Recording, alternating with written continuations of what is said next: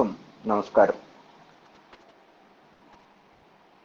നമ്മള് കേരളത്തിലിപ്പോ ഏറ്റവും കൂടുതൽ മുഖരിതമായ ഒരു ശബ്ദം, അത് ജിഹാദ് എന്നുള്ളതാണ്. ജിഹാദ് എന്ന വാക്ക് കേരളത്തിൽ മാത്രമല്ല, അന്താരാഷ്ട്ര മാധ്യമങ്ങളിലും അതുപോലെ തന്നെ സാമൂഹിക ശാസ്ത്ര പഠനങ്ങളിലും ആനുകാലിക ലേഖനങ്ങളിലും ഒക്കെ ധാരാളമായിട്ട് ഉപയോഗിക്കപ്പെട്ടു വരുന്ന ഒന്നാണ് എന്നുള്ളത് വളരെയധികം ഒരു പരന്ന വായന ഉള്ള ആളുകൾക്ക് ബോധ്യപ്പെട്ടിട്ടുള്ള കാര്യമാണ്. പക്ഷേ കേരളത്തിലെ ഒരു ചരിത്രം, കേരളത്തിന്റെ ഒരു സാംസ്കാരിക ചരിത്രം, പുസ്തക പ്രസാധന ചരിത്രം, അതുപോലെ സംവാദങ്ങളുടെ ചരിത്രം, ഇങ്ങനെയുള്ളതൊക്കെ എടുത്തു കഴിഞ്ഞാൽ നമുക്ക് മനസ്സിലാക്കാൻ കഴിയുന്ന ഒരുപാട് കാര്യങ്ങൾ ഇപ്പോൾ പ്രസക്തമായിട്ടുണ്ട്. അതില് ഒന്നാമത്തെ കാര്യം, ഷഹാനു ബീഗം നഷ്ടപരിഹാര കേസുമായിട്ട് ബന്ധപ്പെട്ടിട്ട് കേരളത്തില് ശരീഅത്ത് വിവാദം ഉയർന്ന സമയത്ത് പോലും, ഇപ്പോഴത്തെ ഈ കൊറോണ പരിതസ്ഥിതി കാരണമാണ് ഞാൻ അക്കാലത്തെ എല്ലാ പ്രസിദ്ധീകരണങ്ങളൊന്നും പരിശോധിച്ചിട്ടില്ല. പക്ഷെ പരിശോധിക്കാനായ കലാകൗമുദി, മാതൃഭൂമി, കേരള ശബ്ദം, അതുപോലെ ദേശാഭിമാനി തുടങ്ങിയ പ്രസിദ്ധീകരണങ്ങൾ, അതിലൊന്നും തന്നെ ഈ ജിഹാദ് എന്നുള്ള ശബ്ദം ഉപയോഗിച്ചുകൊണ്ട് ഏതെങ്കിലും തരത്തിലുള്ള നിരീക്ഷണങ്ങളോ നിലപാടുകളോ ഒന്നും തന്നെ ആരും പറഞ്ഞിട്ടില്ല. ഈ ശരീഅത്ത് വിവാദത്തിൽ അനുകൂലിച്ചും പ്രതികൂലിച്ചും നിന്ന് ആരും പറഞ്ഞിട്ടില്ല. അതിനുശേഷം ഞാൻ ശ്രദ്ധിച്ച മറ്റൊരു കാര്യം, 1992 നമ്മളൊക്കെ കറുത്ത ഞായറാഴ്ച എന്ന് വിശേഷിപ്പിച്ച ആ ചരിത്ര പുരാവസ്തു സ്മാരകം, ബാബരി മസ്ജിദ് തകർക്കപ്പെട്ട കർസേവ ഭീകരത, അതുമായി ബന്ധപ്പെട്ടിട്ടുള്ള ചർച്ചകളിലും ഈ ഒരു വാക്ക് കടന്ന് വരികയുണ്ടായിട്ടില്ല. ശ്രദ്ധിച്ചാൽ മനസ്സിലാവുക.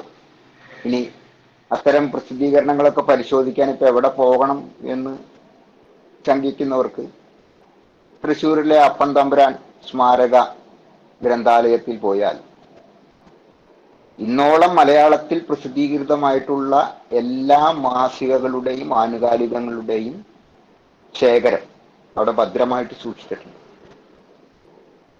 നോക്കിയാൽ അവരത് എടുത്തു തരും, പരിശോധിക്കാവുന്നതാണ്. കൊണ്ടുവരാനൊന്നും പറ്റില്ല, പരിശോധിക്കാം.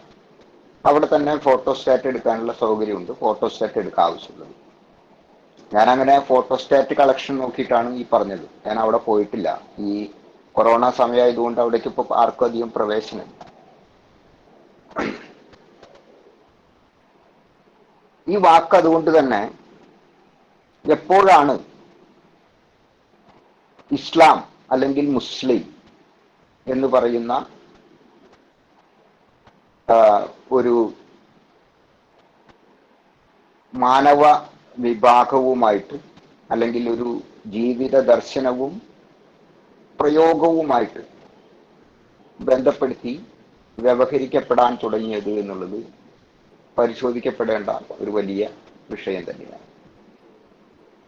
അതിന് ആരൊക്കെ കാരണക്കാരായി, എങ്ങനെയൊക്കെ കാരണക്കാരായി എന്നുള്ളതും വിചിന്തനം ചെയ്യപ്പെടേണ്ട ഒരു വിഷയം തന്നെയാണ്. ഇതിനേക്കാളെല്ലാം ഉപരി ഞാൻ 1992 ഡിസംബർ 6 എന്ന കറുത്ത ഞായറാഴ്ചയെ പറ്റി പറഞ്ഞു.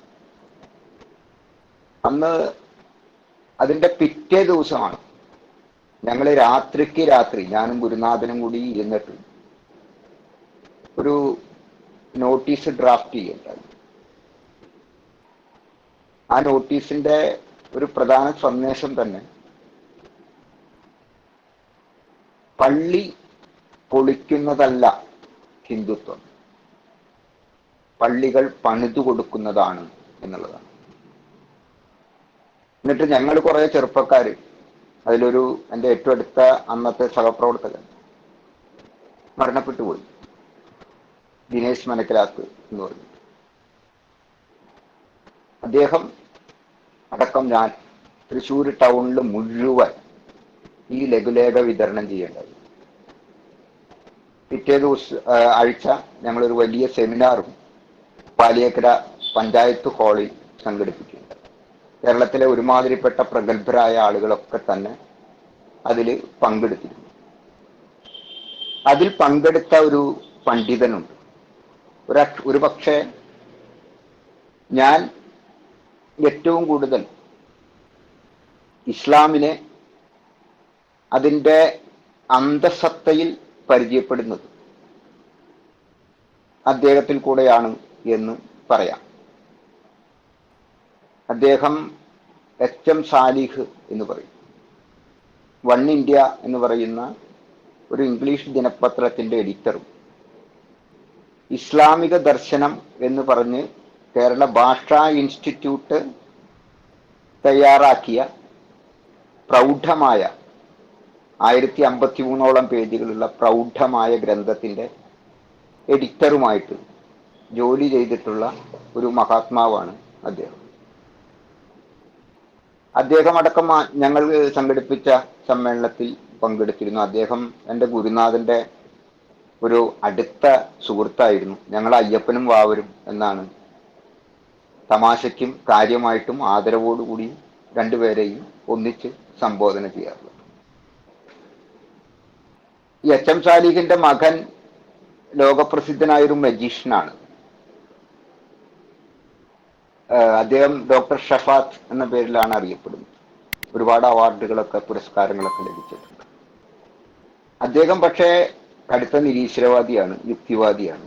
അവരും എൻ്റെ സുഹൃത്താണ് ഇപ്പോഴും. അത് എങ്ങനെയാണ് എച്ച് എം സാലിഹ് സാഹിബിന്റെ മകൻ ഒരു നിരീശ്വരവാദിയും യുക്തിവാദിയായി മാറിയത് എന്നുള്ളത് എന്നെ സംബന്ധിച്ച് അത്ഭുതമാണ്. ഒപ്പം എനിക്ക് സാലിഹ് സാഹിബിനോടുള്ള ബഹുമാനം കൂടുന്നതിന് കാരണമായിട്ടുള്ള ഒന്നുമാണ്. കാരണം മകന്റെ സ്വതന്ത്ര ചിന്തയിലോ പ്രവർത്തനങ്ങളിലോ ഒരു അഗാധ ഇസ്ലാമിക പരിജ്ഞാനം ഉണ്ടായിരുന്നിട്ടും അദ്ദേഹം ഇടപെടുകയോ വിലക്കുകൾ ഏർപ്പെടുത്തുകയോ മുർദ്ദത്തായിട്ട് അദ്ദേഹത്തെ പ്രഖ്യാപിച്ച് വീട്ടിൽ കയറ്റാതിരിക്കുകയോ അദ്ദേഹത്തിന്റെ വീട്ടിൽ പോവാതിരിക്കുകയോ ഒന്നും ചെയ്തിട്ടില്ല. ഞാൻ ഈ ഇസ്ലാമിക ദർശനത്തിന്റെ കാര്യം പറയാൻ കാരണം, ഇവിടെ ഇപ്പോ ചില വിഭാഗം മുസ്ലിങ്ങളെങ്കിലും അവകാശപ്പെടുന്നത് പോലെ ജിഹാദ് എന്നത് അത്രമേൽ പ്രാധാന്യമുള്ള ഒരു പ്രമേയമോ സംജ്ഞയോ ആയിരുന്നു ഇസ്ലാമിനെ സംബന്ധിച്ച് എങ്കിൽ തീർച്ചയായിട്ടും 1053 പേജുള്ള ആ ബൃഹത് ഗ്രന്ഥത്തിൽ ഒരു ഉപശീർഷകത്തിൽ ഒരു എന്താ പറയാ ചെറിയ തലക്കെട്ടിലെങ്കിലും ജിഹാദിനെ കുറിച്ച് ചില നിരീക്ഷണങ്ങൾ പങ്കുവെക്കപ്പെടുമായിരുന്നു. ഞാനത് കണ്ടിട്ടില്ല. ഒരു ഗവേഷണ ബുദ്ധിയുള്ള ഒരു മനുഷ്യന്റെ താല്പര്യത്തോടും ആത്മാർത്ഥമായ കൗതുകത്തോടും കൂടിയാണ് ഞാനിത് പങ്കുവയ്ക്കുന്നത്. പക്ഷേ 2004 ശേഷം പതുക്കെ പതുക്കെ ഈ ജിഹാദ് എന്ന് പറയുന്ന ശബ്ദം ഇസ്ലാമുമായിട്ട് സമീകരിക്കപ്പെടുന്ന ഒരു നില കേരളത്തിന്റെ വ്യവഹാരങ്ങളിലുണ്ടായി. അതിനു മുമ്പ് തന്നെ കേരളത്തിന് പുറത്ത് അത്തരം വ്യവഹാരങ്ങളൊക്കെ ഉണ്ടായിട്ടുണ്ട്. അപ്പൊ ഞാൻ അതിന്റെ വിശദാംശങ്ങളിലേക്ക് കിടക്കുന്നില്ല.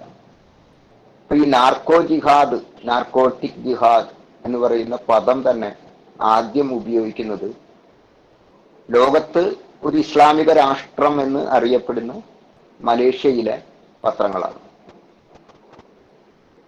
ഞാൻ അതിന്റെ വിശദാംശങ്ങളിലേക്ക് പോകുന്നില്ല, ഇതൊക്കെ രേഖകളുള്ളതാണ്.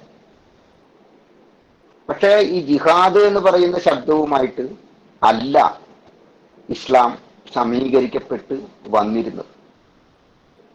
മറിച്ച് സമർപ്പണം, സമാധാനം, കാരുണ്യം തുടങ്ങിയ വാക്കുകളുമായിട്ടാണ് ഇസ്ലാം നമ്മുടെ കേരളത്തിലെ സാംസ്കാരിക, ദൈവമീമാംസ, ആധ്യാത്മിക വ്യവഹാരങ്ങളിൽ ഉപയോഗിക്കപ്പെട്ടുകൊണ്ട്. ഇതിന് മാറ്റമുണ്ടായത് എന്തുകൊണ്ടാണ്, എങ്ങനെയാണ് എന്ന വിഷയം ചർച്ച ചെയ്യുമ്പോൾ വളരെ ഗവേഷണ ബുദ്ധിയോടെയും അതേസമയം അറിയാനുള്ള ആഗ്രഹത്തോടുകൂടിയും പഠിക്കപ്പെടേണ്ട ഒരു പുസ്തകമാണ് തീർച്ചയായിട്ടും അബ്ദുൽ ആല മൗദൂദി എന്ന ജമാഅത്തെ ഇസ്ലാമിയുടെ സ്ഥാപക നേതാവായിട്ടുള്ള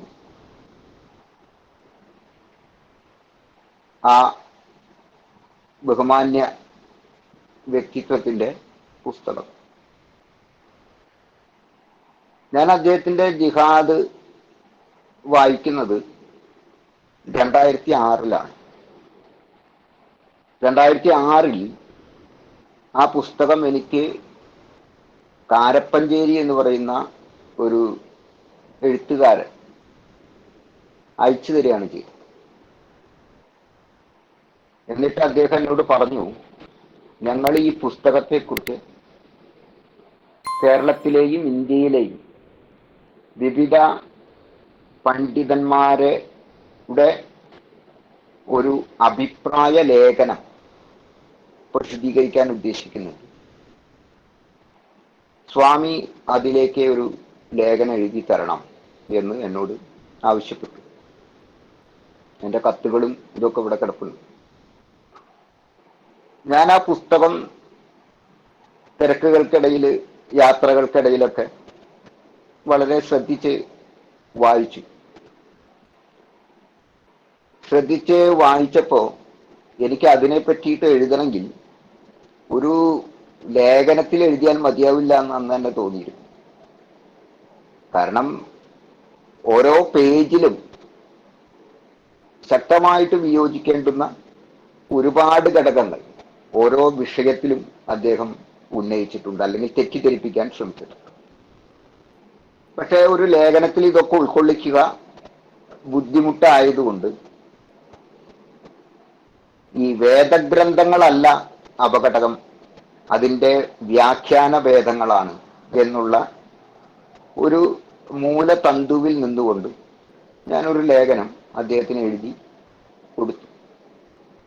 അതിൽ കുറെ കാര്യങ്ങൾ ശങ്കരാചാര്യരുടെ ഗീത ഇന്റർപ്രിട്ടേഷൻ, ഉപനിഷത്ത് ഇന്റർപ്രിട്ടേഷൻ, ബ്രഹ്മസൂത്ര ഇന്റർപ്രിട്ടേഷൻ, ഇതും മൗദൂദിയുടെ ഖുർആൻ ഇന്റർപ്രിട്ടേഷൻസും ഒക്കെ തമ്മിലുള്ള സാമ്യങ്ങൾ, അതിൻ്റെ ദുഷ്പ്രവണതകൾ, അതുണ്ടാക്കുന്ന ആഘാതങ്ങൾ, ഇതൊക്കെ സൂചിപ്പിച്ചിട്ടുണ്ട്. വ്യാഖ്യാന ഭേദങ്ങളാണ്, വേദങ്ങളല്ല അപകടകരം എന്നുള്ള ആ ഒരു മൂലതന്തുവിൽ നിന്നുകൊണ്ടാണ് അത്തരമൊരു എഴുത്ത് എഴുതിയത്. അന്ന് അസ്കർ അലി എഞ്ചിനീയർ, അതുപോലെ തന്നെ ആനന്ദ്, കെ വേണു തുടങ്ങി ഒരുപാട് പണ്ഡിതന്മാരുടെ കൂട്ടത്തിൽ എൻ്റെ ഈ ഹ്രസ്വലേഖനവും ആ പുസ്തകത്തിൽ പ്രസിദ്ധീകരിക്കപ്പെടുകയുണ്ട്. പക്ഷെ ആ പുസ്തകം ഇറങ്ങി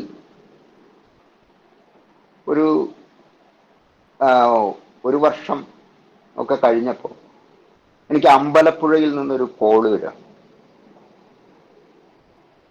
അപ്പോ കോള് വരുന്നത് സോളിഡാരിറ്റിയുടെയാണ്. ഞങ്ങളുടെ ഒരു സെമിനാറുണ്ട്, സ്വാമി അതിലൊന്ന് പങ്കെടുക്കുമോ എന്ന് ചോദിക്കുക.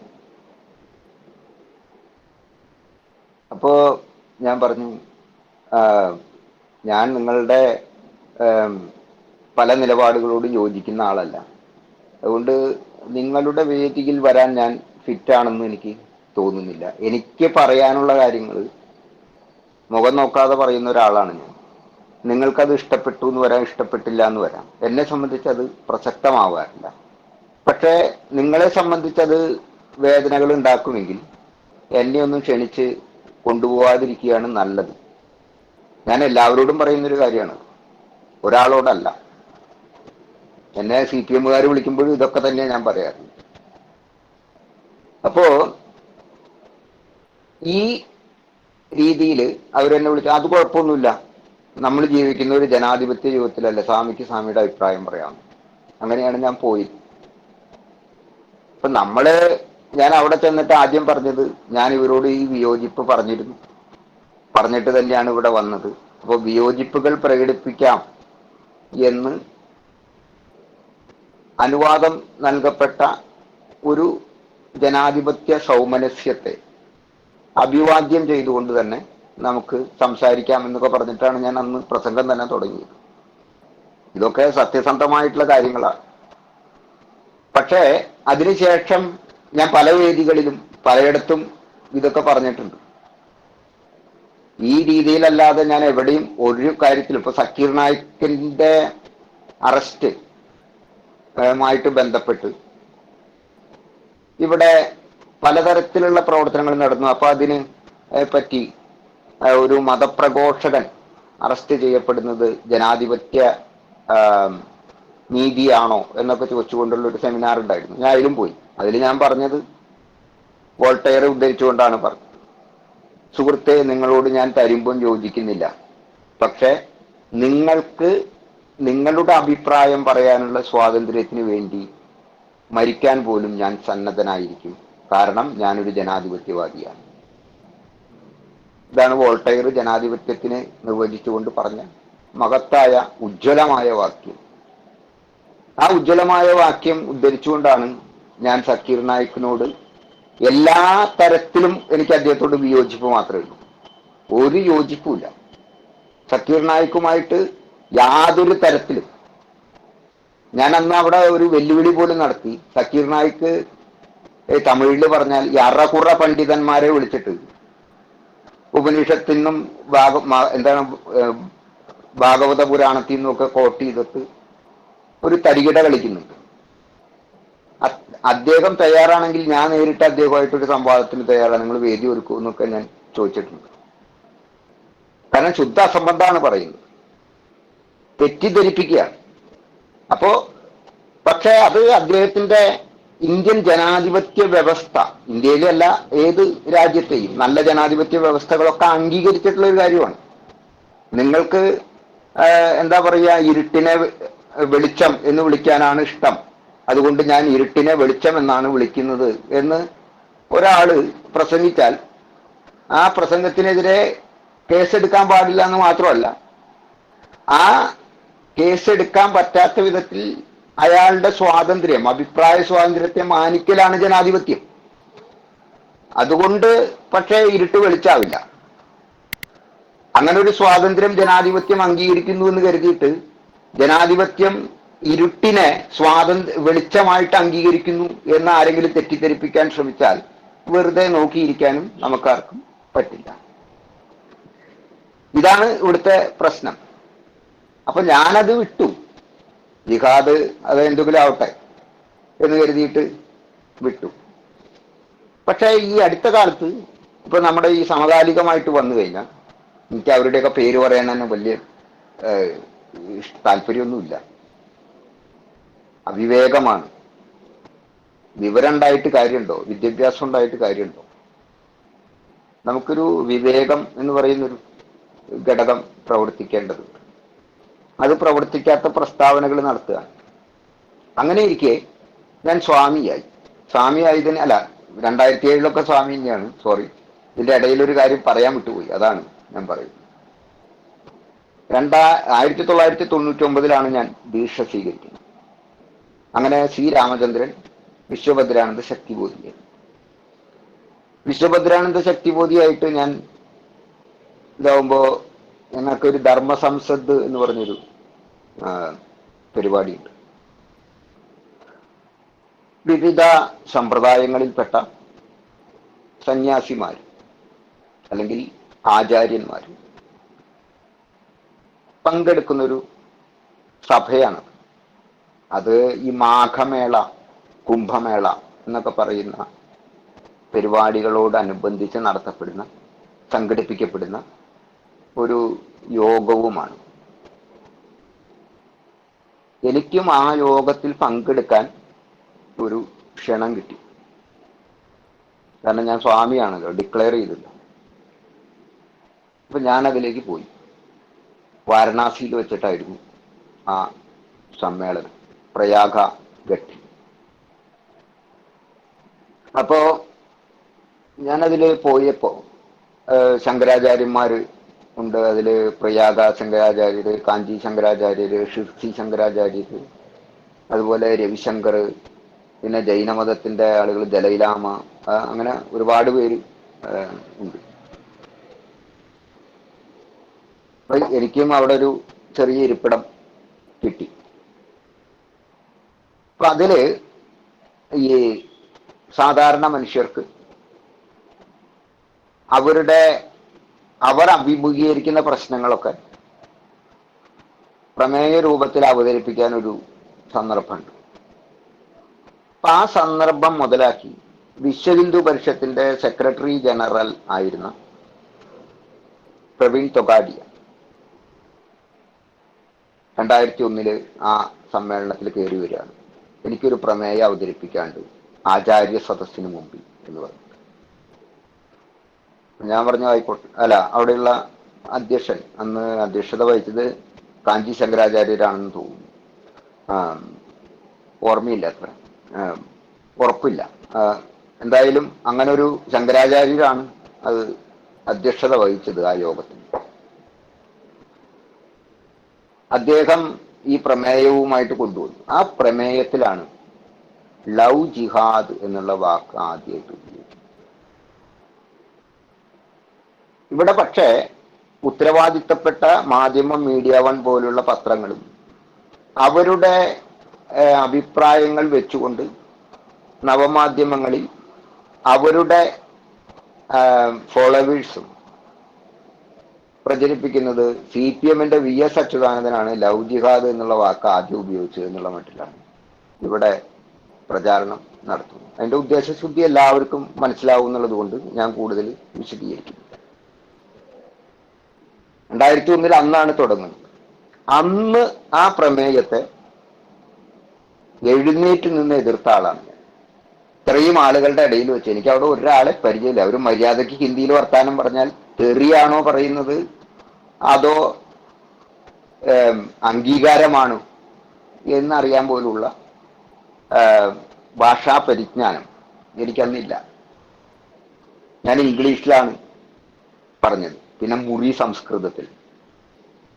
ഞാൻ ഇംഗ്ലീഷിൽ പറയാൻ ശ്രമിച്ചപ്പോ അവിടെയുള്ള അവര് പറഞ്ഞു, നിങ്ങൾക്ക് സംസ്കൃതം അറിയില്ലേ, സംസ്കൃതത്തിൽ പറയാൻ പറ്റും. സംസ്കൃതം നമ്മൾ നിത്യം പ്രയോഗിക്കുന്ന ഒരു ഭാഷയല്ല, സാധാരണ ഒരു വർക്കിംഗ് നോളേജാണ് എനിക്കതിലുള്ളത്. ഞാൻ വൈയാകരണ പണ്ഡിതനൊന്നുമല്ല. അപ്പൊ എനിക്കറിയാവുന്ന ഒരു മൊഴിവഴക്കം വെച്ച് അന്ന് ഞാൻ അവരോട് ഈ സംസ്കൃതത്തിലും എൻ്റെ വിയോജനം അറിയിക്കുകയാണ് ഉണ്ടായത്. അപ്പൊ അന്നു മുതൽ ഇത് പ്ലാൻഡ് ആയിട്ട് നടക്കുന്നൊരു കാര്യമാണ്. ഈ പ്ലാൻഡ് ആയിട്ട് ഈ കാര്യങ്ങൾ നടക്കുമ്പോൾ ഇതിന് പിന്നിൽ വല്ല ഗൂഢാലോചനയുണ്ടോ എന്ന് ചോദിച്ചാൽ ഗൂഢാലോചനയുണ്ട്. അത് മതരാഷ്ട്രവാദികളുടെ ഗൂഢാലോചനയാണ്. അത് ഒരു പ്രത്യേക കക്ഷിയുടെ മാത്രം ഗൂഢാലോചനയായിട്ട് അതിനെ കണ്ടാൽ പോരാ. എല്ലാ മതരാഷ്ട്രവാദികളുടെയും ഒരു എന്താ പറയുക ഗൂഢാലോചന അതിന്റെ പിന്നിലുണ്ട്. ഇതിനെ ഭയങ്കരമായിട്ട് പ്രചരിപ്പിക്കുക എന്നുള്ളത് തന്നെ ഒരു വലിയ എന്താ പറയുക സഹകരണമാണ് ഇത്തരം വാക്കുകൾ. അപ്പോ ആ പ്രചാരണം ഇവിടെ ഏറ്റവും കൂടുതൽ ഏറ്റെടുത്തത് ആരാണ്? ഞാൻ പറയുന്നില്ല, എല്ലാവർക്കും അറിയാം. രണ്ടു കൂട്ടരാണ് അതിന് ഏറ്റവും കൂടുതൽ പ്രചാരണം. അതിന് കീഴ്പ്പെട്ടു പോയോ മുസ്ലിം പണ്ഡിതന്മാർ എന്ന ആശങ്കയാണ് ജിഹാദും റഹ്മത്തും, ഇസ്ലാമിന്റെ ശിരസ് ജിഹാദോ റഹ്മത്തോ എന്നുള്ള വിഷയം ചർച്ച ചെയ്യാൻ എന്നെ പ്രേരിപ്പിച്ചത് അല്ലെങ്കിൽ നിർബന്ധിതനാക്കി. എൻ്റെ വിനീതമായിട്ടുള്ള അഭിപ്രായത്തിൽ കാരുണ്യമാണ് ഇസ്ലാമിന്റെ ശിരസ്.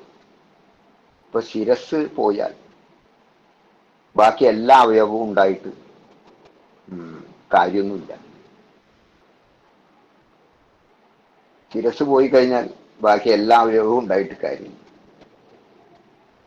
മറിച്ച് മറ്റെല്ലാ അവയവങ്ങളും പ്രവർത്തനക്ഷമമല്ലാതാവുകയോ അല്ലെങ്കിൽ വളരെ ശുശ്രൂഷ ചെയ്താൽ മാത്രം ഭാഗികമായെങ്കിലും പ്രവർത്തിക്കുന്ന നില ഉണ്ടാവുകയോ ചെയ്താൽ ശിരസ് നന്നായിട്ട് പ്രവർത്തിക്കുമെങ്കിൽ, തല നന്നായിട്ട് പ്രവർത്തിക്കുമെങ്കിൽ അതേകൊണ്ട് ലോകത്തിന് ഒരുപാട് ഉപകാരങ്ങളുണ്ട്. അങ്ങനെ ലോകത്തിന് ഉപകാരപ്പെട്ട രണ്ട് മനുഷ്യരുടെ പേരും ഞാൻ നിങ്ങളുടെ മുമ്പിൽ തൽക്കാലം പറയാം. അതിൽ ഒരാളുടെ പേര് അഷ്ടവാക്രൻ എന്നാണ്. അദ്ദേഹത്തിന്റെ ശരീരം വളഞ്ഞൊടിഞ്ഞ നിലയിലാണ്. അതൊരു ശരീരമാണെന്ന് പോലും തോന്നാത്ത വിധത്തിൽ വക്രതയുള്ളതാണ്. എന്ന് പറഞ്ഞാൽ പോളിയോ ഒക്കെ ബാധിച്ച പോലെയുള്ള ഒരു ശരീരം. പക്ഷെ അദ്ദേഹത്തിന്റെ ശിരസ് നന്നായിട്ട് പ്രവർത്തിച്ചു. അതുകൊണ്ട് അദ്ദേഹം വലിയ വേദാന്ത പണ്ഡിതനായിട്ട് മാറുകയും അഷ്ടവക്ര ഗീത എന്ന് പറഞ്ഞൊരു ഗീത തന്നെ എഴുതുകയും വളരെ പ്രസിദ്ധമാണ് വേദാന്ത പഠിതാക്കളെ സംബന്ധിച്ച് ആ പുസ്തകം. ജനക മഹാരാജാവായിട്ടൊക്കെയുള്ള സംവാദ രൂപേണയാണ് ആ പുസ്തകം എഴുതപ്പെടുന്നത്. അത് വായിച്ചു കഴിഞ്ഞാൽ തന്നെ നമുക്ക് വലിയൊരു ഉത്ബുദ്ധത ഹൃദയത്തിന് ലഭിക്കും. അതുപോലെ ഒരാളാണ് കഴുത്തിന് കീഴെയുള്ള അവയവങ്ങൾ ഉണ്ടോ എന്ന് ചോദിച്ചാൽ ഉണ്ട്, ഇല്ലേ എന്ന് ചോദിച്ചാൽ ഇല്ല എന്ന നിലയിൽ മാത്രം പ്രവർത്തിച്ചിരുന്ന ഒരു ആളാണ് സ്റ്റീഫൻ ഹോക്കിൻസ്. അദ്ദേഹത്തിന്റെ തല നന്നായിട്ട് പ്രവർത്തിച്ചു. അതുകൊണ്ടുള്ള മെച്ചങ്ങൾ ഒരുപാട് ശാസ്ത്ര ലോകത്തിനും ആധുനിക സമൂഹത്തിനും ഉണ്ടായിട്ടുണ്ട് എന്നാണ് അഭിജ്ഞന്മാർ പറയുന്നത്. എനിക്കും വായിച്ചപ്പോൾ ബോധ്യപ്പെട്ടതും അങ്ങനെ തന്നെയാണ്. സ്റ്റീഫൻ ഹോക്കിൻസിന്റെ എല്ലാം ഒന്നും വായിച്ചാൽ നമുക്ക് മനസ്സിലാവില്ല. കാരണം അത്രയ്ക്ക് ശാസ്ത്ര സംജ്ഞകളും ശാസ്ത്രീയ സാങ്കേതിക വിജ്ഞാനങ്ങളും ഒക്കെ പശ്ചാത്തലമായിട്ടുണ്ടെങ്കിൽ മാത്രമേ സ്റ്റീഫൻ ഹോക്കിൻസിനെ വായിച്ചാൽ വളരെ പെട്ടെന്ന് നമുക്ക് മനസ്സിലാവുള്ളൂ. പക്ഷേ ഐസക് ന്യൂട്ടനും ആൽബർട്ട് ഐൻസ്റ്റീനും മാക്സ് പ്ലാങ്കും ഒക്കെ കഴിഞ്ഞാൽ തീർച്ചയായിട്ടും ശാസ്ത്രലോകം ഏറ്റവും ബഹുമാനാദരങ്ങളോടുകൂടി കണ്ടിരുന്ന, ഇനിയും കാണാൻ പോകുന്ന ഒരു പ്രതിഭയാണ് സ്റ്റീഫൻ ഹോക്കിൻസ് എന്ന് പറഞ്ഞാൽ അത് ഒരിക്കലും ഒരു തെറ്റാവില്ല. അപ്പോ ശരീരം നിങ്ങളുടെ എങ്ങനെയാണ് എന്നുള്ളത് പ്രസക്തമല്ല, ശിരസ് നന്നായിട്ട് പ്രവർത്തിക്കുന്നുണ്ടോ എന്നുള്ളതാണ് പ്രശ്നം. ഈ ശിരസിന്റെ പ്രവർത്തനം, ഇസ്ലാമിന് ഒരു ശിരസ്സുണ്ട്. ആ ശിരസ് കാരുണ്യമാണ്. ആ കാരുണ്യം കളഞ്ഞുകൊണ്ട് ബാക്കി എന്ത് അവയവം ഇസ്ലാമിന്റെ പ്രവർത്തിച്ചാലും അത് ശരിയായ ഇസ്ലാമാവില്ല. കാരുണ്യത്തിന്റെ പേര് ജിഹാദ് എന്നല്ല. കാരുണ്യത്തിന് ഖുർആൻ ഉപയോഗിച്ചിരിക്കുന്ന വാക്ക് ജിഹാദ് എന്നല്ല, റഹ്മത്ത് എന്നാണ്. ഇതാണ് എൻ്റെ അതുമായി ബന്ധപ്പെട്ട ഇസ്ലാമികമായ ഒരു വിജ്ഞാന സാഗരത്തിന്റെ കരയിൽ നിന്നുകൊണ്ട് എനിക്ക് പറയാനുള്ള ഒരു ആദ്യത്തെ അഭിപ്രായം. ലോകത്തിന്റെ കാരുണ്യമായിട്ടല്ലാതെ നിന്നെ നാം നിയോഗിച്ചിട്ടില്ല എന്നാണ് അള്ളാഹു തന്നെ മുഹമ്മദ് നബിയോട് അരുളുന്നത് ഖുറാനിൽ. അപ്പോ ഖുറാനിലെ ജിഹാദ് എന്ന് പറഞ്ഞാൽ എന്താണ് അർത്ഥം? അതിനെക്കുറിച്ചും പണ്ഡിതന്മാർ ഒരുപാട് പേര് അവരുടേതായ മനോനിലയ്ക്കും ജീവിത സാഹചര്യങ്ങൾക്കും അവർ അഭിമുഖീകരിച്ച ചരിത്ര ചുറ്റുപാടുകളിലെ രാഷ്ട്രീയവും രാഷ്ട്രീയേതരവുമായ ഘടകങ്ങളുടെ സ്വാധീന ഫലമായി പല പല അഭിപ്രായങ്ങളും പറഞ്ഞു. പക്ഷേ ഇങ്ങനെ പല പല അഭിപ്രായങ്ങൾ പറഞ്ഞവരാരും തന്നെ നിഷേധിക്കാത്ത ഒരർത്ഥം ജിഹാദ് എന്ന വാക്കിന്. അത് ഒരു കാര്യം സാധ്യമാക്കുന്നതിന് വേണ്ടുന്ന പരിശ്രമം എന്നുള്ളത്, ഇടതടവറ്റ പരിശ്രമം, നിരന്തര പരിശ്രമം എന്നൊക്കെയാണത് ഒരർത്ഥം. അപ്പോ എന്താണ് ഒരു മത മാനവികത കൊണ്ട്, അല്ലെങ്കിൽ മതമാനവികത എന്നൊക്കെയുള്ള വാക്ക് ഉപയോഗിക്കുമ്പോൾ ഞാൻ ഉദ്ദേശിക്കുന്ന അർത്ഥത്തിൽ അതിനെ ഗ്രഹിക്കാവുന്ന ഒരു സാമൂഹിക രാഷ്ട്രീയ പശ്ചാത്തലത്തിലല്ല ഇന്നത്തെ ലോകമുള്ളത്. അതുകൊണ്ട് ഞാൻ മറ്റൊരർത്ഥത്തിൽ അതിനെ എടുക്കുകയാണ്. ഒരു ആസ്തിക മാനവ വീക്ഷണത്തിൽ ഏറ്റവും കൂടുതൽ സാധിക്കേണ്ട അല്ലെങ്കിൽ ലക്ഷ്യം വയ്ക്കുന്ന ഒന്ന് എന്താണ്? ആ ലക്ഷ്യം വയ്ക്കുന്നത് നല്ല മനുഷ്യനാവുക എന്നുള്ളതാണ്. നല്ല മനുഷ്യനാവാൻ എന്തൊക്കെ ഗുണങ്ങൾ നമുക്ക് വേണ്ടതുണ്ടോ അതിനെയൊക്കെ നിലനിർത്തുകയും അല്ലാത്തതിനെയൊക്കെ നമ്മളിൽ തന്നെ അവസാനിപ്പിക്കുകയും ചെയ്യുക. അതായത് ഉള്ളിലുള്ള നന്മ തിന്മകളുടെ ഒരു സംഘർഷം ഉണ്ട്. ആ സംഘർഷം ഇടതടവറ്റ നിലയിൽ നടത്തുക, അതിൽ നമ്മളിലെ നന്മയെ, സാത്വികതയെ വളർത്തിക്കൊണ്ടുവരുന്നതിന് നമ്മൾ ജാഗ്രത കൊള്ളുക. ഇതൊക്കെയാണ് ജിഹാദ് എന്നുള്ളതിന് ആത്മീയമായിട്ടുള്ള അർത്ഥം. സൂഫി വര്യന്മാരൊക്കെ മിക്കവാറും അങ്ങനെയാണ് അതിനെ കണ്ടെത്തിയത്. അങ്ങനെ ഒരു ആത്മശുദ്ധീകരണത്തിന് വേണ്ടിയിട്ടുള്ള പരിശ്രമം, പോരാട്ടം എന്നൊക്കെയുള്ള ഒരു അർത്ഥത്തിൽ ജിഹാദിനെ വ്യവഹരിച്ച ഒരുപാട് ആളുകളുണ്ട്. അതിന് ആധാരമായിട്ടുള്ള ഹദീസുകളും മറ്റും ഉത്തരവാദിത്തപ്പെട്ട പണ്ഡിതന്മാർ മുന്നോട്ട് വെച്ചിട്ടുണ്ട്. പക്ഷെ ഇത് വിട്ടിട്ട് എല്ലാ മതങ്ങളെയും പോലെ തന്നെ ഇസ്ലാമിനും ഒരു സാമൂഹിക ഭരണസാരഥ്യപരമായിട്ടുള്ള ചില സമീപനങ്ങൾ അന്നത്തെ ചുറ്റുപാടിൽ എടുക്കേണ്ടി വന്നിട്ടുണ്ട്.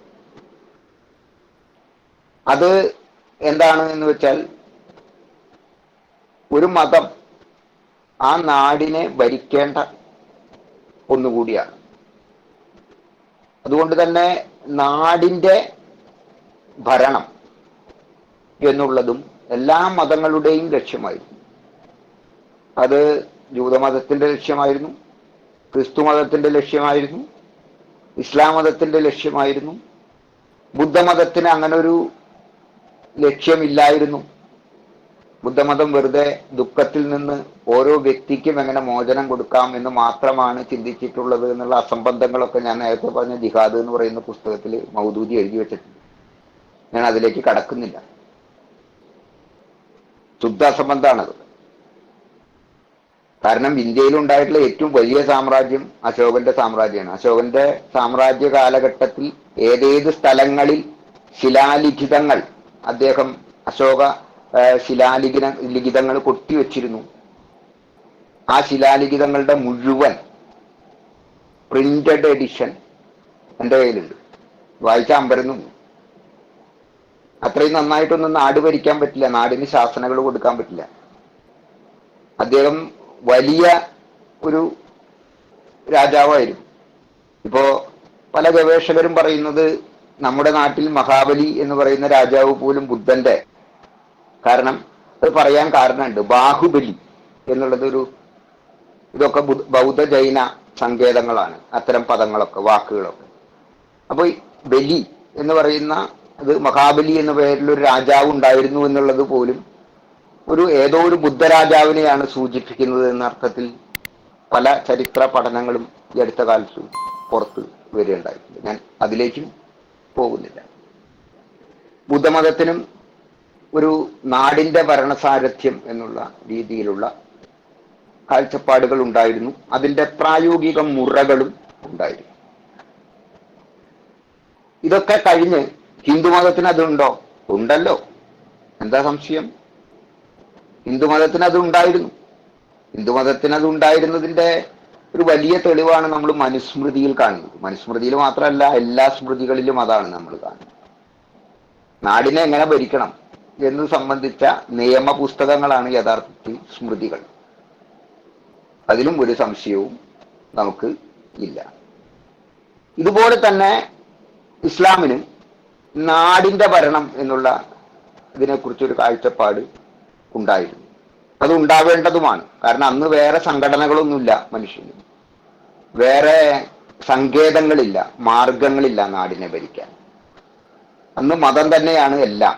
മതം തന്നെയാണ് ആത്മീയത, മതം തന്നെയാണ് സാമൂഹികത, മതം തന്നെയാണ് രാഷ്ട്രീയം. അപ്പൊ അത്തരം ഒരു ചുറ്റുപാടിൽ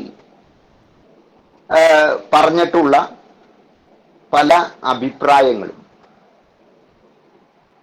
ഹദീസുകളിലുണ്ട്, ഖുറാനിലും ഉണ്ട്. അതിൽ ചിലത് മാത്രം ഇങ്ങനെ പെറുക്കി എടുത്തിട്ട് ഈ ആധുനിക കാലത്തും ആധുനികമായ എല്ലാ സമ്പ്രദായങ്ങളും മോശമാണ്, അത് യഥാർത്ഥ നീതിയുടെ ഭരണവ്യവസ്ഥയല്ല. നീതി എന്നൊക്കെ പറഞ്ഞാൽ സത്യത്തിൽ ചിരി വരുന്നൊരു പദമാണ്.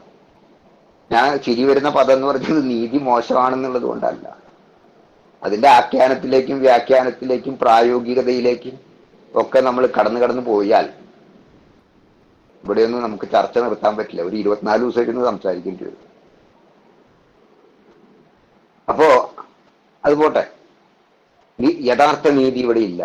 അതുകൊണ്ട് നമ്മുടെ നീതി വരണമെങ്കിൽ ഇതിങ്ങനെ വരണം. അതങ്ങനെ വരണം എന്ന് പറഞ്ഞുകൊണ്ടൊന്നും ഒരു കുഴപ്പമില്ല, അത് വരുത്തേണ്ടടുത്ത് വരുത്തിക്കോളൂ.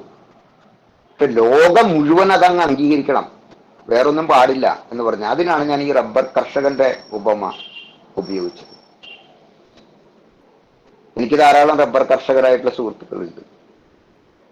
അപ്പൊ അവര് എവിടെ ചെന്നാലും നോക്കുന്നത്, ഓ ഇതൊക്കെ അങ്ങ് വെട്ടിക്കളഞ്ഞു, 10 കട റബ്ബർ വെക്കരുതാവോ എന്നാ ചോദിക്കരുത്. 10 കട റബ്ബർ വെക്കരുതോ എന്നാണ് അവർ ചോദിക്കുക. ഏത്? തെങ്ങ്. കാരണം തെങ്ങിൽ 3 നാളികേരാണ് ഉണ്ടാവുന്നത്, ബാക്കിയൊക്കെ കൊഴിഞ്ഞു പോവാണ്. മണ്ടേരി രോഗമൊക്കെ വന്ന കാലത്ത് അതുപോലെ വാഴ വെച്ചാൽ അതിന് കൂമ്പ് ചീയൽ രോഗം. അപ്പോ ഈ എന്താ പറയാ, നമ്മുടെ കോട്ടയത്തൊക്കെയുള്ള ചില സുഹൃത്തുക്കളുണ്ട്, അവർ നമ്മുടെ നാട്ടിലൊക്കെ വരുന്ന സമയത്ത് അവരിത് ഞങ്ങളിങ്ങനെ കൃഷിയെ പറ്റിയൊക്കെ പറയുമ്പോൾ, അതുപോലെ കവുങ്ങിന് വേറെ രോഗം, ഇതൊക്കെ നമ്മൾ പറയുമ്പോൾ അവർ പറയാണ്, ചുമ്മാ ഇതൊക്കെ അങ്ങ് വെട്ടിക്കളഞ്ഞിട്ടു, 10 കട റബ്ബർ വെക്കരുതോ എന്ന് ചോദിച്ചു.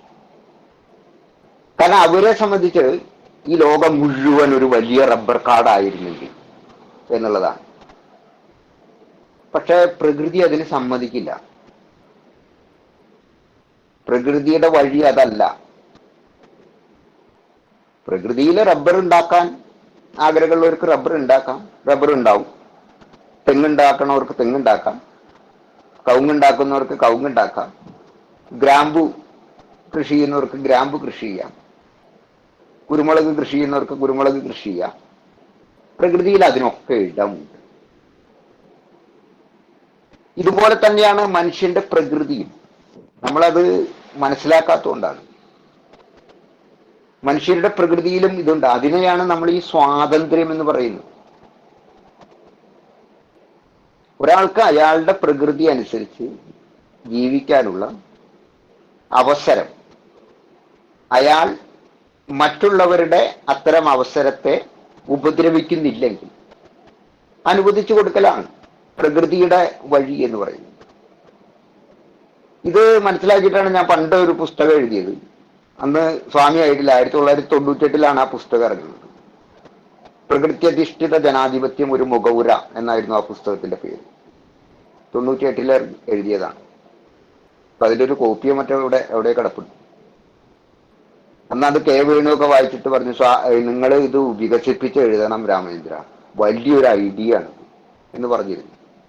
ഞാൻ പിന്നെ അത് വികസിപ്പിക്കാനൊന്നും പോയിട്ടില്ല, അവിടെ വെച്ചിട്ടുണ്ട്. വികസിപ്പിക്കണം. ജനാധിപത്യത്തെ കുറിച്ച് വേറൊരു കാഴ്ചപ്പാടാണ് അത് മുന്നോട്ട് വയ്ക്കുന്നത്.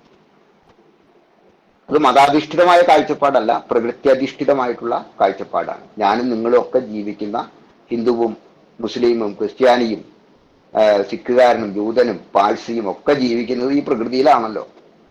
അപ്പൊ പ്രകൃതിയുടെ നിയമങ്ങൾ അനുസരിച്ചു കൊണ്ടുള്ള ഒരു ജനാധിപത്യ പുനഃവിചിന്തനം എന്ന് വേണമെങ്കിൽ അതിനെ പറയാം.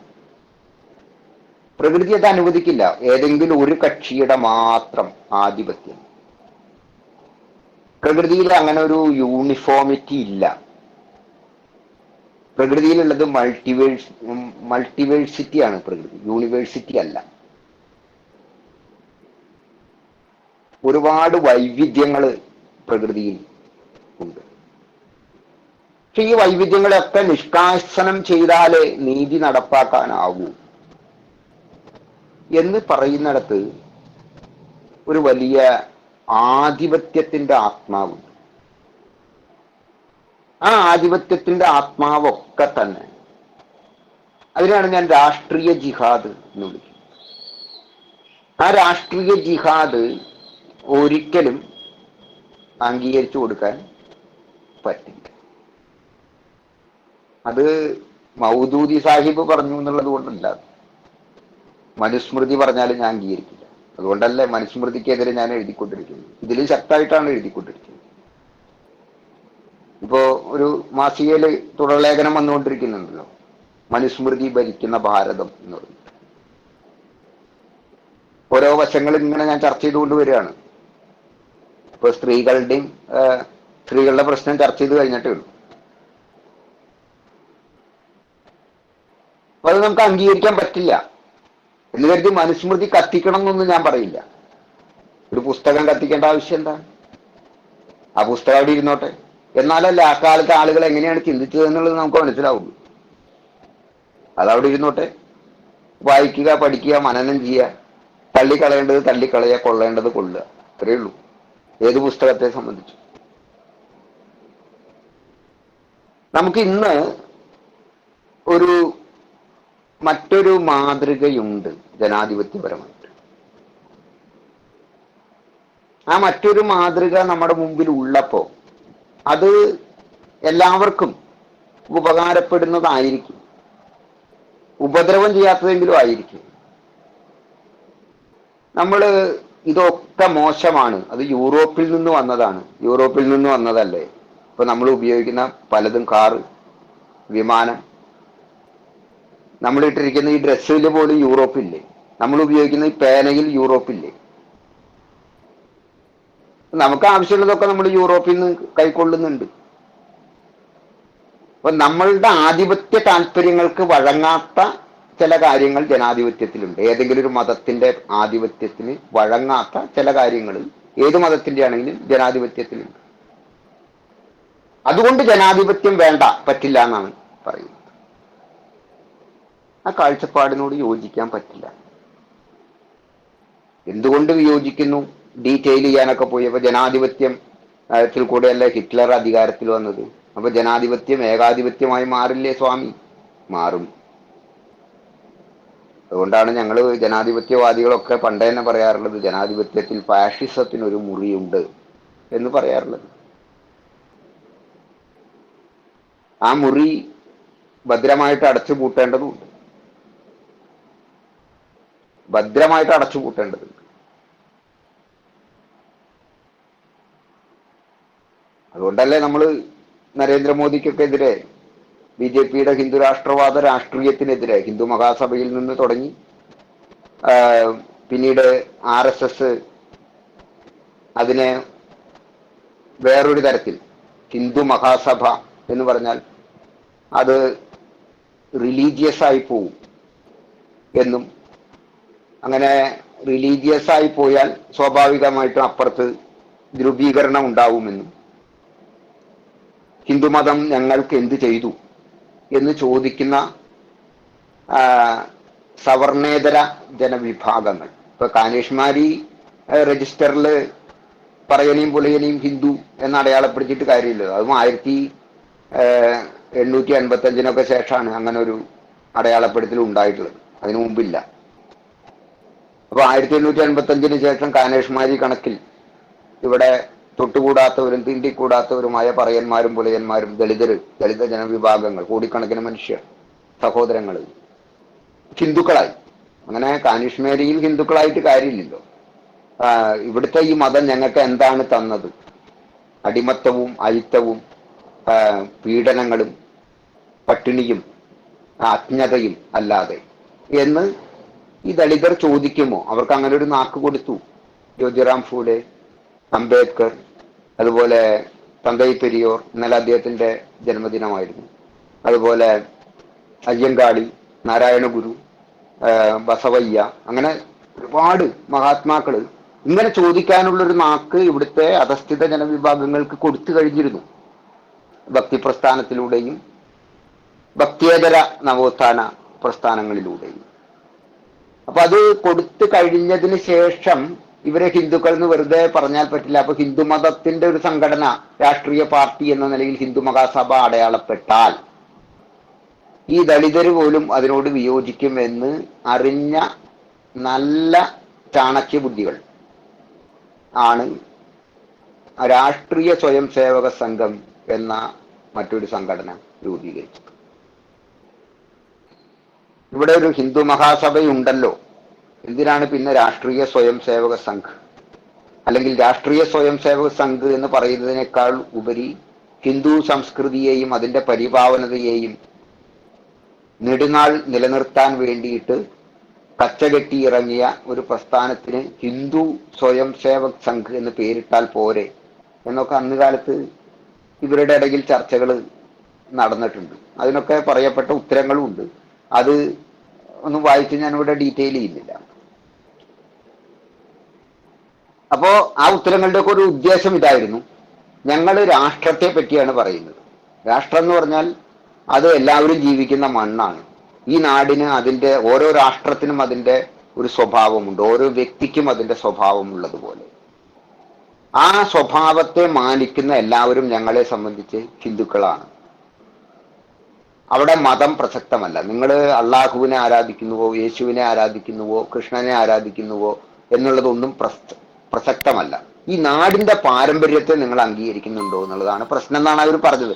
അങ്ങനെ ഒരു എന്താ പറയുക, ദേശീയതയുടെ പർദ്ദയിട്ട, മൂടുപടമിട്ട ഒരു ഹിന്ദു രാഷ്ട്രവാദ പ്രസ്ഥാനം RSS. മറ്റത് തുറന്ന ഹിന്ദു രാഷ്ട്ര പ്രസ്ഥാനമായിരുന്നു, ഹിന്ദു മഹാസഭ എന്ന് പറയുന്നത് സവർക്കർ രൂപീകരിച്ചു. അപ്പൊ ഈ വർഗീയ പ്രസ്ഥാനം ഇവിടെ വന്നത് ഇലക്ഷനിൽ കൂടെയാണ്, തെരഞ്ഞെടുക്കപ്പെട്ടു. പക്ഷെ എങ്ങനെ തെരഞ്ഞെടുക്കപ്പെട്ടു? അതിന്റെ ഉത്തരവാദി ആരാണ്? അതിന് കാരണക്കാരാരാണ്? അതിന് കാരണക്കാര് ഈ വികാരം വളർത്തിയിട്ടാണ് ഈ രാഷ്ട്രീയം ഉണ്ടാക്കുന്നത്. അപ്പൊ അപ്പുറത്തൊരു മതവികാരം കൂടുതൽ വളർത്തപ്പെടുമ്പോ ഇപ്പുറത്തും ഉണ്ടാവും. ഇത് തിരിച്ചും മറിച്ചും ഉണ്ടാവും. ഇത് നമ്മൾ തുറന്നു പറഞ്ഞാൽ, ഇപ്പൊ നമ്മളെ കുറിച്ചിട്ട് പറയുന്നൊരു വാക്ക് എന്താണെന്ന് വെച്ചാൽ, എന്താ വാക്ക്? തൂക്കമൊപ്പിക്കൽ. ഞാൻ ഏറ്റവും കൂടുതൽ അരോചകതയോടുകൂടി കേൾക്കുന്നൊരു വാക്കാണ്. ഞാൻ അതിനെതിരെ പ്രതികരിച്ചാൽ ഭയങ്കര ബുദ്ധിമുട്ടുണ്ടാവും. തൂക്കമൊപ്പിക്കൽ എന്നുള്ള വാക്കിന് ഞാൻ മിണ്ടാതിരിക്കുകയാണ്. കാരണം എന്താണെന്നറിയോ? എവിടെ ഇരിക്കുന്നുണ്ട് പുസ്തകം, ഞാൻ അതിങ്ങോട്ട് എടുത്തിട്ടില്ല. ഡോക്ടർ അംബേദ്കറുടെ ഏറ്റവും വലിയ തടിച്ചൊരു പുസ്തകമാണ്. പിന്നെ അദ്ദേഹം ബുദ്ധനും കാറൽ മാർക്സും എന്ന് പറഞ്ഞ പുസ്തകമാണ് ഏറ്റവും കൂടുതൽ തടിച്ചൊരു പുസ്തകമായിട്ടുള്ളത്. ഇത് ആണ് ഏറ്റവും തടിച്ച പുസ്തകം അംബേദ്കറുടെ. അത് പാകിസ്ഥാൻ അഥവാ ഇന്ത്യ വിഭജനം എന്നുള്ളതാണ്. ആ പുസ്തകത്തിൽ അദ്ദേഹം വ്യക്തമായിട്ട് വസ്തുതകൾ നിരത്തി, ഓരോ നേതാക്കളുടെയും പ്രസംഗങ്ങൾ, അതിനെക്കുറിച്ച് വന്ന പത്രവാർത്തകൾ, ആ പത്രവാർത്തകൾക്ക് ഉപോത്ബലകമായ സംഭവങ്ങൾ, അതിന്റെ ദൃക്സാക്ഷി വിവരണങ്ങൾ, ഗവൺമെന്റിന്റെ റെക്കോർഡിലുള്ള കണക്കുകൾ, ഇങ്ങനെയുള്ള ഓരോന്നും എടുത്തു വെച്ചിട്ട് വളരെ കൃത്യമായിട്ട് പറയുന്നുണ്ട് ഇന്ത്യയിലെ വർഗീയത, പ്രത്യേകിച്ച് ഹിന്ദു മുസ്ലിം വർഗീയത എന്ന് പറയുന്നത് പരസ്പര പൂരകങ്ങളും പരസ്പര പോഷകങ്ങളുമായിട്ടാണ് പ്രവർത്തിച്ചിട്ടുള്ളത്. അംബേദ്കർ എന്തായാലും തൂക്കം ഒപ്പിച്ചത് ഇവിടെ പിണറായി വിജയൻ സർക്കാരിന് സിന്ദാബാദ് വിളിക്കാൻ വേണ്ടിയിട്ടല്ലല്ലോ. അംബേദ്കർ അത് പറഞ്ഞത് സവർണരോട് ഭക്തി ഉണ്ടായിട്ടല്ലല്ലോ. അംബേദ്കർ അത് പറഞ്ഞത് ഇസ്ലാം വിരുദ്ധനായതുകൊണ്ടല്ലല്ലോ. അദ്ദേഹം വസ്തുനിഷ്ഠമായിട്ടുള്ള യാഥാർത്ഥ്യങ്ങളോട് പ്രതിബദ്ധതയുള്ള ഒരു സാമൂഹിക പഠിതാവും നിയമജ്ഞനുമായിരുന്നു എന്നുള്ളത് കൊണ്ടാണ് അദ്ദേഹം അത് പറഞ്ഞത്. ഞാൻ ആ പുസ്തകം മുഴുവൻ ഉദ്ധരിക്കാം. ഞാൻ എത്ര പ്രാവശ്യം ഇവിടെയുള്ള ആളുകളോട് പറഞ്ഞിട്ടുണ്ടെന്ന്. നിങ്ങൾ ആ പുസ്തകത്തെ അധികരിച്ച് ഒരു ചർച്ചയ്ക്ക് പോവാം. അപ്പോൾ അംബേദ്കറിസ്റ്റ് മുസ്ലിങ്ങളായിട്ടുള്ള ആളുകൾക്കും ക്രിസ്ത്യാനി മുസ്ലിം എന്താ പറയാ അംബേദ്കറിസ്റ്റുകളായിട്ടുള്ളവർക്കും ഹിന്ദു അംബേദ്കറിസ്റ്റുകളായിട്ടുള്ളവർക്കും ഒന്നും അതിനെക്കുറിച്ച് ചർച്ച ചെയ്യണ്ട, മറച്ചു വെച്ചിരിക്കുക. അതായത് ഞങ്ങൾക്ക് സൗകര്യം ഇല്ലാത്തൊന്നും ഞങ്ങൾ ചർച്ച ചെയ്യില്ല, പക്ഷെ ഞങ്ങൾ ഇങ്ങനെ പറഞ്ഞുകൊണ്ടിരിക്കും. ഇതാണ് ഇവിടുത്തെ ആദർശവാദ നീതിയുക്ത ജനക്ഷേമ രാഷ്ട്രീയം എന്നൊക്കെ പറഞ്ഞ് വരുന്നവരുടെ ഒരു ആറ്റിറ്റ്യൂഡ് എന്ന് പറയും. അപ്പൊ ഈ തൂക്കമൊപ്പിക്കലൊന്നല്ല, ഇത് ഒരു യാഥാർത്ഥ്യമാണ്. ഒരു ഭാഗത്ത് വർഗീയത ശക്തിപ്പെടുമ്പോൾ മറുഭാഗത്ത് വർഗീയതയും ശക്തിപ്പെടും. ഈ വർഗീയത ശക്തിപ്പെടുന്നതിന്റെ ഭാഗമായിട്ട് മാത്രം പ്രചാരം നേടിയതും ഇസ്ലാമിനോട് തെറ്റായ രീതിയിൽ സമീകരിക്കപ്പെട്ടിട്ടുള്ളതുമായിട്ടുള്ള ഒരു വാക്കാണ് ജിഹാദ് എന്ന് പറയുന്നത്. എന്നെ സംബന്ധിച്ചിടത്തോളം ജിഹാദ് അല്ല ഇസ്ലാമിന്റെ ശിരസ്, കരുണയാണ്. കരുണയാൽ കറകളഞ്ഞ നല്ല മനുഷ്യനാവുക. കരുണ കൊണ്ട് കറകളഞ്ഞ നല്ല മനുഷ്യനാവുക. അതാണ് ഞാൻ എപ്പോഴും ഉദ്ധരിക്കാറുള്ള ഒരു ഖുർആൻ വാക്യമുണ്ട്. അതെന്താന്ന് വെച്ചാൽ, എനിക്കിഷ്ടപ്പെട്ടത് മാത്രം ഖുർആനിൽ നിന്ന് ഞാൻ എടുത്ത് ഉദ്ധരിക്കുന്നു എന്നൊന്നും പറയണ്ട. ഒരു ഭരണ ആധിപത്യ വ്യവസ്ഥ എന്ന നിലയിൽ ഇസ്ലാമിന് അക്കാലത്തുണ്ടായിരുന്ന പ്രസക്തി ജനാധിപത്യ വ്യവസ്ഥയിൽ ഇക്കാലത്ത് അതേപടി ആവശ്യമുണ്ട് എന്ന് തെളിയിക്കുക ഒരു പ്രകാരത്തിലും സാധ്യമല്ല. അതിനെ പാകിസ്ഥാനി പണ്ഡിതന്മാർ പോലും അംഗീകരിക്കുന്നില്ല. ഇത് അതിന്റെ തെളിവാണ്. അവര് ഇത്തരം ജിഹാദി പ്രസ്ഥാനങ്ങൾക്കെതിരെ ഖുറാനും ഹദീസുകളും തെറ്റായ രീതിയിൽ ഉദ്ധരിച്ചുകൊണ്ട് ലോകമെമ്പാടും നാനാപ്രകാരത്തിൽ നടക്കുന്ന ആയുധമെടുത്തതും അല്ലാത്തതും ആയ ജിഹാദിസ്റ്റ് ഇസ്ലാമിക നാമ പ്രസ്ഥാനങ്ങൾക്കെതിരെ പുറപ്പെടുവിച്ചിട്ടുള്ള ഫത്വകളുടെ സമാഹാരമാണ്. ഞാൻ ഇത്, അതായത് ഫത്വ on terrorism and suicide bombings എന്നാണ് ഇതിന്റെ പേര്. ഡോക്ടർ മുഹമ്മദ് ത്വാഹിറുൽ ഖാദീരി ആണ് ഷൈഖുൽ ഇസ്ലാം.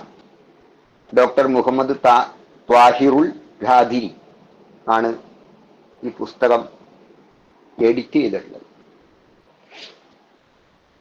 ഒരുപാടുണ്ട്. ഞാൻ ആ ഫത്വകളെ കുറിച്ചൊന്നും വായിക്കുന്നില്ല, സമയമല്ലേ നമുക്ക്. അതിങ്ങനെ പറഞ്ഞു പോയിക്കൊണ്ടിരിക്കുന്നില്ല.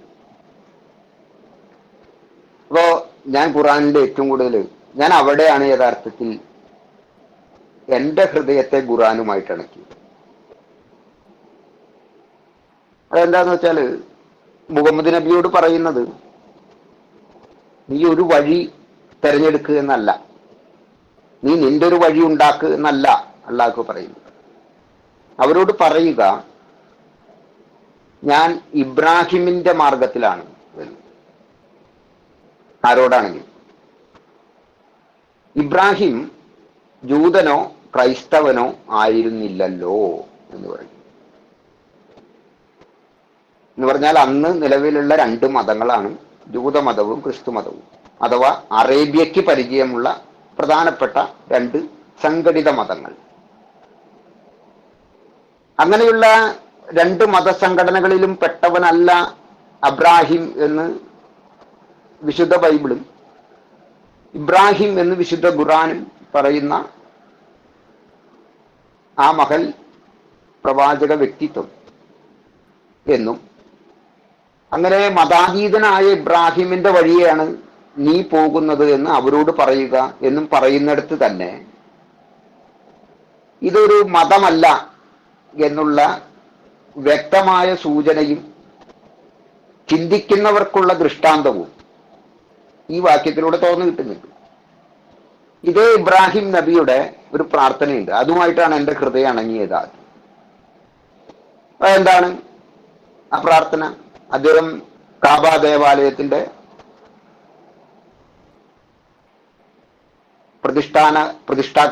പ്രതിഷ്ഠാപന കർമ്മം നടന്നു കഴിഞ്ഞതിന് ശേഷം പ്രാർത്ഥിച്ചു, ഇവിടെ വരുന്ന എല്ലാ സത്യവിശ്വാസികൾക്കും ആഹാരവും കുടിക്കാനുള്ള വെള്ളവും കിടക്കാനുള്ള ഇടവും കാരുണ്യവാനായ അള്ളാഹുവെ അവിടുന്ന് സമൃദ്ധമായി നൽകണമേ.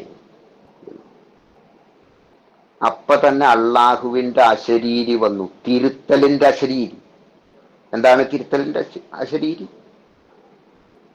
ആ തിരുത്തലിന്റെ അശരീരി ഇതാണ്: ഇതൊക്കെ അവിശ്വാസികൾക്കും ലഭിക്കും. ഏത്? അള്ളാഹു അവിശ്വാസിക്ക് കുടിനീര് നിഷേധിച്ചിട്ടില്ല, അള്ളാഹു അവിശ്വാസിക്ക് അപ്പം നിഷേധിച്ചിട്ടില്ല, അള്ളാഹു അവിശ്വാസിക്ക് കിടപ്പാടം നിഷേധിച്ചിട്ടില്ല. അവിശ്വാസിക്ക് കുടിനീരും അപ്പവും കിടപ്പാടവും നിഷേധിക്കുന്ന ജിഹാദീകരണ ഇസ്ലാമൈസേഷൻ പിന്നെ എങ്ങനെയാണ് യഥാർത്ഥ ഇസ്ലാമിന്റെ ശിരസ്സാവുന്നത്? അതുകൊണ്ട് ഇസ്ലാമിന്റെ ശിരസ് അവിശ്വാസിക്ക് പോലും കുടിനീര് നിഷേധിക്കാത്ത, അപ്പം നിഷേധിക്കാത്ത, കിടപ്പാടം നിഷേധിക്കാത്ത, അള്ളാഹു ഇല്ല ഇല്ല ഇല്ല എന്ന് പറയുന്നവന് പോലും ജീവിതത്തിന്റെ അടിസ്ഥാന കാര്യങ്ങൾ നിഷേധിക്കാത്ത കാരുണ്യമാണ് ഇസ്ലാമിന്റെ ശിരസ് എന്ന് പറയുന്നു. ആ കാരുണ്യത്തെ വക്രീകരിച്ച് ആരെങ്കിലും ജിഹാദാക്കാൻ ശ്രമിക്കുന്നുണ്ടെങ്കിൽ തീർച്ചയായിട്ടും അതിനെതിരെ പ്രതിരോധം തീർക്കേണ്ട അത്യാവശ്യകത ജനാധിപത്യ മതനിരപേക്ഷ വ്യക്തിത്വവും അസ്തിത്വവും പുലർത്തുന്ന എല്ലാവർക്കും ഉണ്ട്. ആ ഒരു ബാധ്യത മാത്രമാണ് ഞാൻ നിർവഹിക്കുന്നത്. ജിഹാദിനെതിരെ സംസാരിച്ചാൽ ഹിന്ദുരാഷ്ട്രവാദികൾക്ക് സന്തോഷമാവും, പക്ഷെ അവരുടെ സന്തോഷം അധികകാലം നിലനിൽക്കില്ല. കാരണം ഞാൻ അടുത്തൊരു ലേഖനം എഴുതുന്നത് വരെ അതുണ്ടാവും. എല്ലാ മതരാഷ്ട്രവാദങ്ങളും ആധിപത്യത്തിന് വേണ്ടിയാണ്, ജനാധിപത്യത്തെ അട്ടിമറിക്കാനുള്ള ആധിപത്യത്തിന് വേണ്ടിയാണ് ശ്രമിക്കുന്നതെങ്കിൽ, അഥവാ ശ്രമിക്കുന്നത്, അതിനെ അംഗീകരിക്കാൻ കഴിയില്ല. ഇവിടെ ജനാധിപത്യം മതി. ഇവിടെ ഒരാൾക്ക് ഹിന്ദുവായിട്ട് ജീവിക്കാൻ ജനാധിപത്യം തടസ്സമല്ല. ഇവിടെ ഒരാൾക്ക് മുസ്ലിമായിട്ട് ജീവിക്കാൻ ജനാധിപത്യം തടസ്സമല്ല.